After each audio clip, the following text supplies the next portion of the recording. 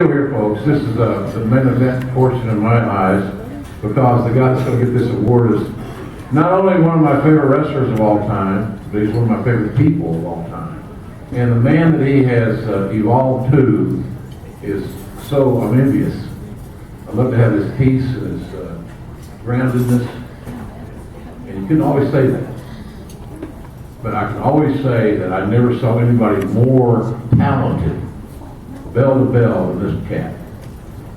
And before we bring his posse,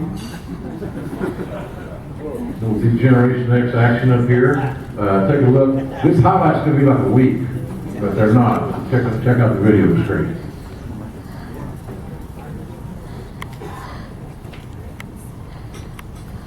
The youngest of 4 children, Shawn Michaels knew by the age of 12 that he wanted to become a professional wrestler. Fortunate to train under Jose Lothario, Michaels made his debut in Mid-South Wrestling in 1984. And beginning with his debut match, Shawn impressed all who were fortunate enough to witness history in the making. Following stints in world-class championship wrestling, Shawn and partner Marty Jannetty became Central States Tag Team Champions. The two would go on to win the AWA and WWE Tag Team Championships before splitting in 1991. While much of his early career was in tag team wrestling, no one could have predicted the successes that lay in store for Michaels. As the Heartbreak Kid, a name suggested by Mr. Perfect, he held individual titles, including the World Championship, Intercontinental and European Championships, tag team titles with partners Diesel, Stone Cold Steve Austin, Triple H, and John Cena. And along with Triple H and X-Pac was a member of Degeneration X. There were epic matches with Razor Ramon, Undertaker, and Bret Hart. Though major injuries sidelined him several times in his career, Shawn Michaels always came back, and more determined than ever. Michaels won the Pro Wrestling Illustrated Match of the Year reader vote a record 11 times, was named the best professional wrestler ever in a 2010 poll of the WWE roster, and was named the greatest all-around wrestler of all time in the Pro Wrestling Torch. Following his retirement, he has hosted Shawn Michaels' McMillan River Adventure, had roles in 2 movies, and published an autobiography entitled Wrestling for My Life, The Legend, the Reality, and the Faith of a WWE Superstar. He is a member of the WWE's Hall of Fame class of 2011. The newest Art Abrams Thesz honoree, Shawn Michaels, joins Michael Hayes, Jerry Briscoe, Arn Anderson, and Kevin Von Erich as they welcome him to the Ring of Friendship.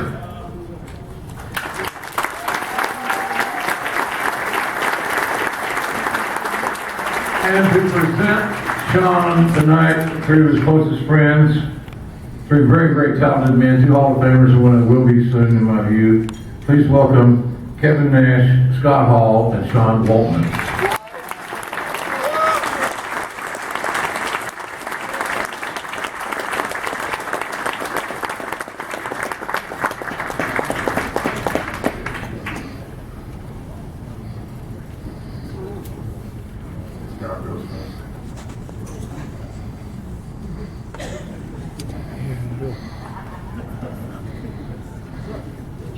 Hey, yo.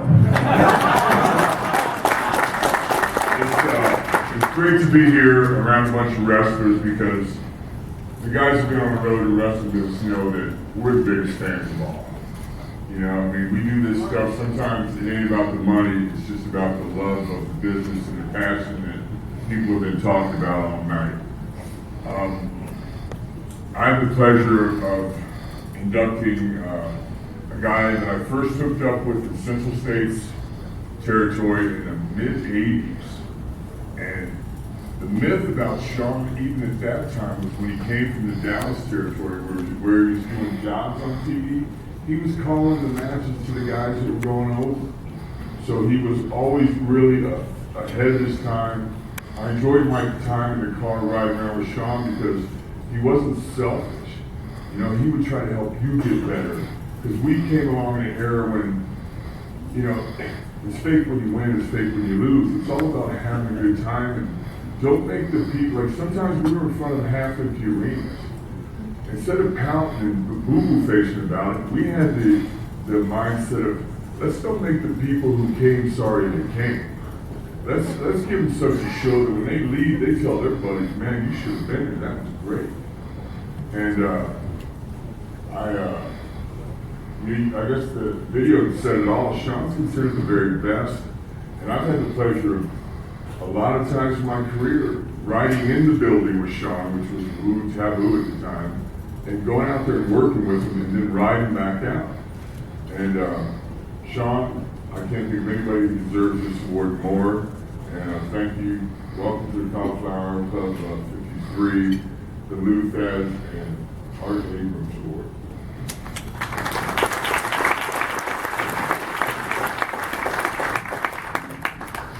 Stop that. Me too, actually. I've never been known for my promo skills, my mic skills, so I'm going to keep this short. It's been a long night. But I do want to say that knowing in Shawn and you being my friend and the things you taught me and the matches I've had with you, just being in the ring with you, I was a 10 times better performer, and I'm grateful for that. And I'm also very grateful that you got hurt and had to step aside and drop the belt of speed so I could come in and be a part of DX and take a lot of money. Thank you very much for that. Yeah, Kevin.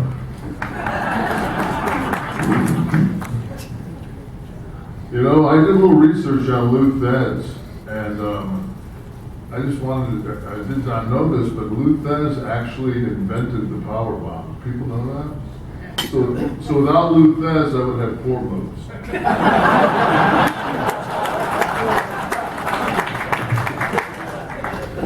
Shawn Michaels made a phone call in 1993 to Robert Steiner, who was one of the Steiner brothers, and asked him if I'd be willing to get out of my contract with WCW and come be his bodyguard.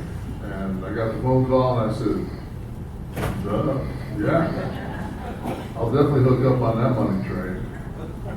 Well, 28 years later, I'm sitting here in Las Vegas with one of my best friends, and I just saw Booker T and Stevie sit up here, and you know, it touched my heart because, you know, it's amazing to go through this journey by yourself. It's got to be incredible to go through this journey with your brother, and I've been blessed to go through this journey with 4 of my brothers. That man right there being one of them. I don't have nothing to say. He is the greatest. I learned so much standing ringside for you, watching him and Scott work every night. He's an amazing wrestler. But the thing is, you know, we all ran in that era when you ran 320 days a year. And it was a rough life. We did what we had to do to survive. And there's a lot of stories out there that we were assholes, and we were this and we were that. We just were trying to survive. We got through it together. And I'll tell you one thing, you know, as JR said, you know, Shawn has found peace, and he has, but it was always there, because it was in the ring every night. No matter what happened to any of us, if it was 30, 40, 50 minutes, whatever we put into that ring, that was our sanctuary, and we were free because we were doing what we loved. So, without any further ado, probably my biggest honor that I've done in a very, very long time. I did get to put Scott in the Hall of Fame, and to put one of my best friends, Shawn Michaels, in the Cauliflower Alley tonight is go on. What about showstopper, Mr. WrestleMania, the Heartbreak Kid, the one, the only, Shawn Michaels!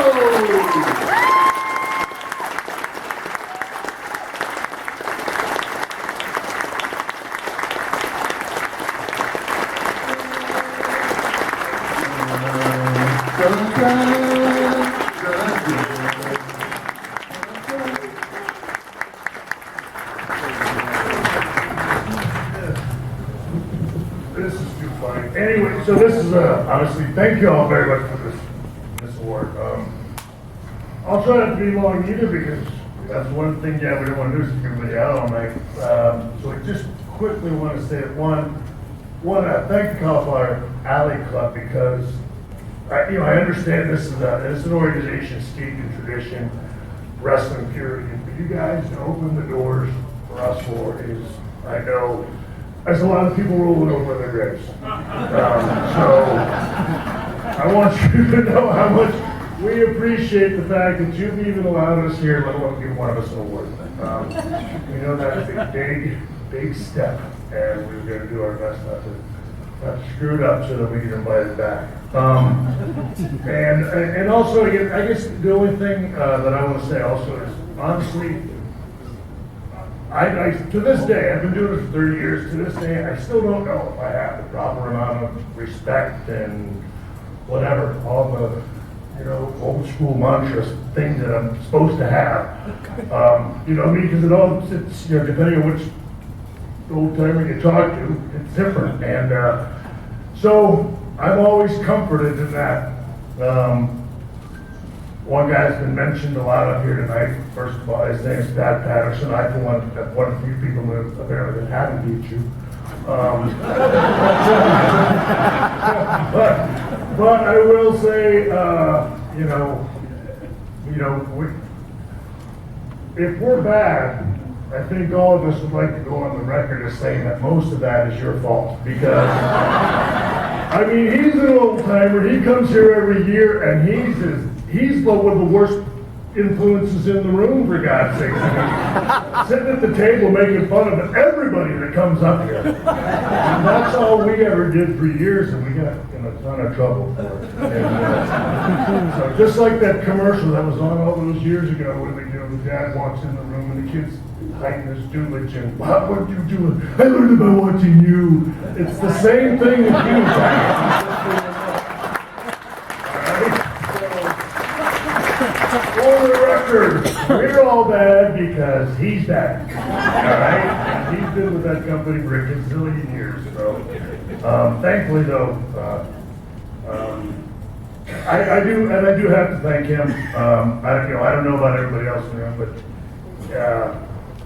every one of these guys will tell you, Pat Patterson is, as far as I'm concerned, and it's one of the things that as I go forward in my next stage of the wrestling business and helping out with NXT and at the Performance Center and stuff like that. I want to bring one thing that you always brought, and that is as this business changed, you changed. And you always stayed ahead of the curve. You never got bitter, grumpy, and all that kind of stuff, man. You inspired hope and joy and going out there and having fun. And it is. It's something that you just were a huge influence on all of us, and I don't know if you ever think about that, Pat Weiss, but Pat, I'm telling you, you are absolutely one of the greatest things this line of work has ever had. And you know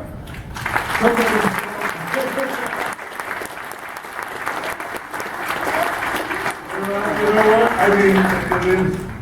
I don't get up here without you, man. I mean, we got fired in 1987 after being in the WWE for 2 days. He's the guy that requested that we get the chance, and for the next year and a half, while we were gone, every month he'd go to Vince McMahon and go, "How about those rockers?" And he goes, "They're dead to me." Don't talk to me about that. Pat would go back another month, and he'd wait another month, he'd go, "Hey, about the rockers." "Oh, but when I tell you, they're dead to me." Month after month, and then about a year, I finally said, "All right, just so you stop asking me, but they're your problem." And then from the time we were there, you were one of the few guys that believed in me, and so, you hear the people, I've heard a number of people in the room tonight. Let me tell you something. If you hear the whatever, you're too small, you're too this, you're too that, you'll never make a dime in this business, whatever. Take that as a good sign. Alpha Santa Claus. And, I got one of these. And a pretty nice watch to go with it. They say that to everybody, and hell, I don't know, you know, who knows who makes it, who doesn't, but, the fact of the matter is, I don't know, I don't want to come up here and not put you over like a $1 million. I need to do golf day, and I figured this is the place to do it. That, you are absolutely, one of my two most favorite people in the world. And I'm serious. I look back, I think about my career and everything else that I've done far greater things than I ever possibly imagined. I'm a 52-year-old man that gets to do what the hell I want when I want. And so much of that is because of, you know, your belief in me and giving me the opportunity with that company that I know I'd have never got if it wasn't for you pulling for me so many times. They don't give guys like me that chance every day. And the fact of the matter is you kept going to bat for me. Now, let's face it, I mean, I made you look good as hell when I got the chance. But, you know, still, you know, they might have not given me the chance if it wasn't for you. And so it is, as cool as this is, I don't know, the thing that I love about this business, honestly, again, still not knowing I got the right amount of respect, but it's the relationships you meet. There's so many people in this room that I've run across. Darush up here put himself over $1,000 a week. But I mean, the Darushes, I ran into them in the AWA. Scott Casey, my goodness, Scott Casey, he was in the absolute greatest angle in the world when I was 15 years old, him and Eddie Mansfield. You know, my first hair versus hair match, and oh my goodness, I thought Cowboy Scott Casey was going to lose his hair, and he beat Eddie Mansfield in the Hemisphere Arena. You did, and they shaved his head and everything else. It was phenomenal, for God's sake.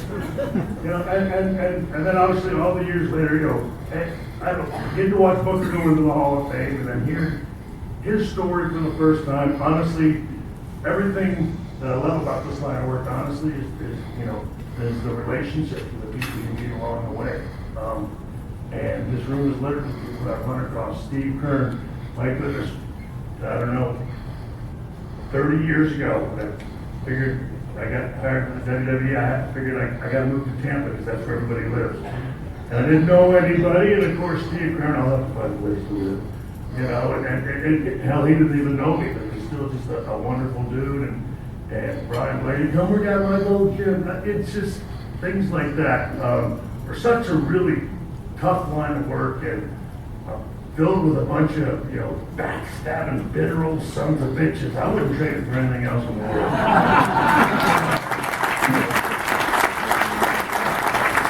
So anyway, thank you all. For the love of God, let's all go to bed because at 52, I've turned into my dad. It's time for me to go to bed because I got to get up at 4:30 in the morning. All right, thank you all so much.